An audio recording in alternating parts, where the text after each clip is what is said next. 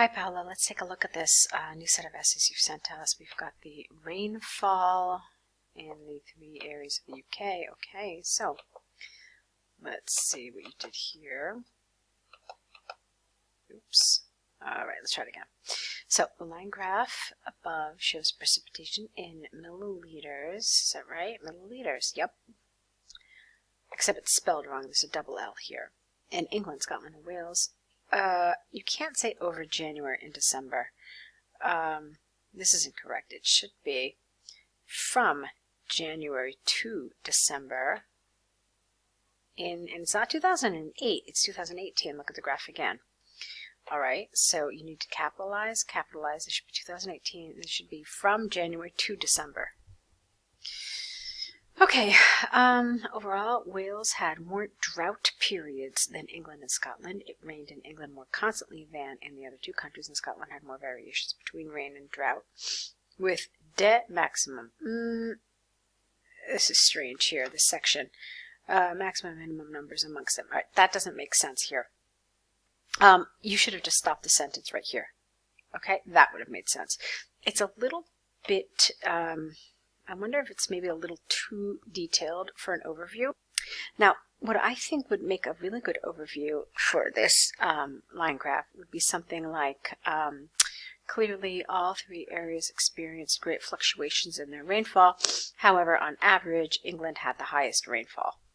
Okay? I think that's simple, it's easy, and it really just kind of encapsulates everything that's going on here. All right, let's continue. So England's rainfall fluctuated between 130 ml and 75 ml over the period. May is the month with the least rain at around 75 ml, and the rainiest times are in July, September, and December, with peaks at nearly 130 ml. Okay, so let's see what you've given us here. You've given us a range, fine, and then you've given us when these highs and lows were. The problem is we don't know where it began. And let's see, so we know, okay, I mean, I think that piece of information is missing for me, just where it began. We now know where it ended, that it ended at a peak, and that's pretty much it. All right, let's see what you said about Scotland. Excuse me. Scotland has reached its, not has, reached, because it's past tense, it's 2018.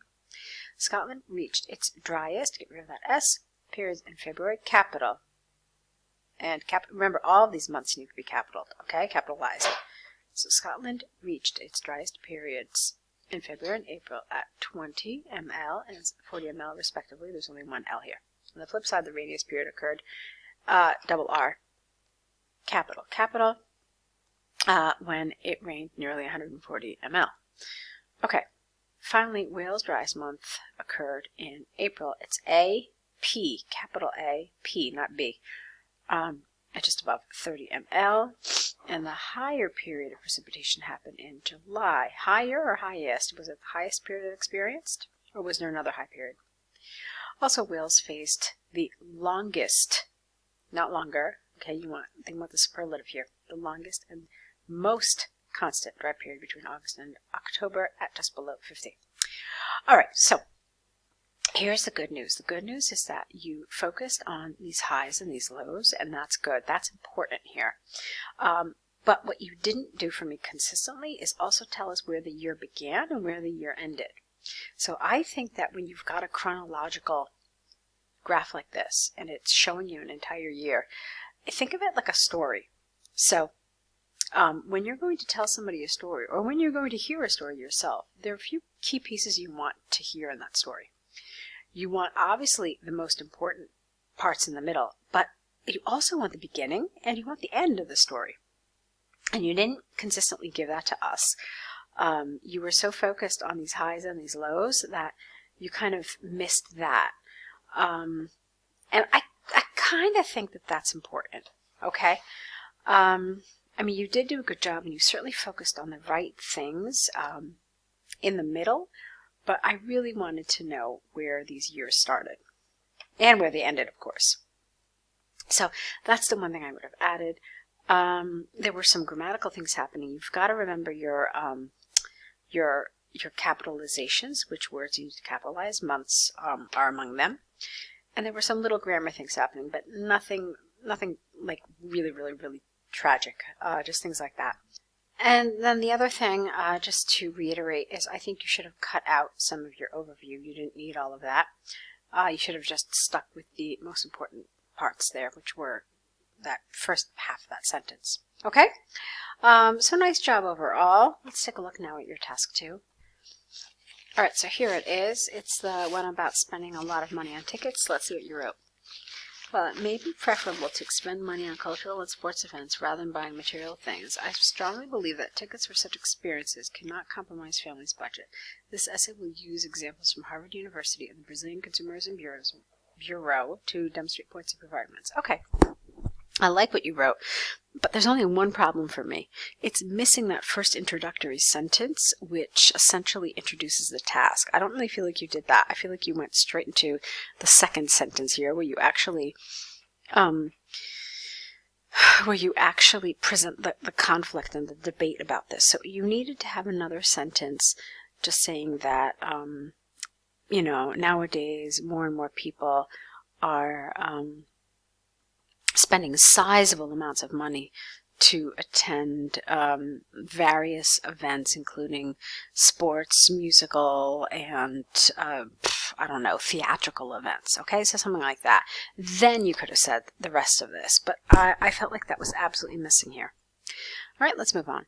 On the one hand, there was ample evidence that people should spend money on experiences over luxury articles, posh cars, and fancy clothes. This is largely because doing activities that are truly 1L appreciated, such as going to games or to the theater, feed our souls with long-lasting, that's the word you want, long-lasting good memories, while the consumption of material things signifies, because it's consumption, signifies only momentaneous pleasure. That's the wrong word, and that's not what you mean. I think you meant to write momentous, but it's not the right word here. Momentary is the one you want, really. For instance, recent research, get rid of the A here, by Harvard University has shown that people that spend up to 10% of their budget on tickets for theater, cinema, or sport events are happier than ones who have used the same amount to buy material goods. Okay, let's talk about this for a second. You keep comparing the purchase of expensive tickets to spending this money on material goods. I don't understand why. That's not the issue at hand, and so you're introducing this element to this essay that really shouldn't belong there.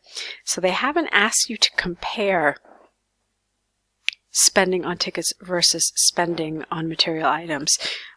So I really would not have included that. You should have focused just on tickets and why this is a good thing, okay?